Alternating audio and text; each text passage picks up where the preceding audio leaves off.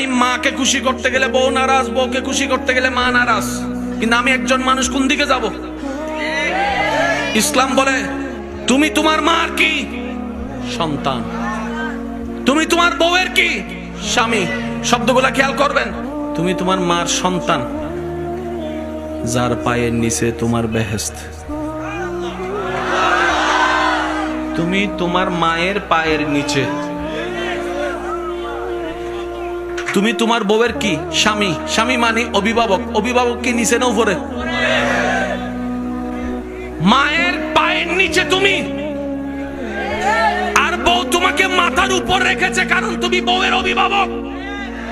তো উপরওয়ালা তো নিচের ওয়ালা মতো হয় না, নিচের ওয়ালা তো উপরওয়ালার মতো হয় না। এবার সে বলে আমি করব কি? বলে যে শুনো, তুমি মাকে মাথায় রাখো, বউকে বুকে রাখো।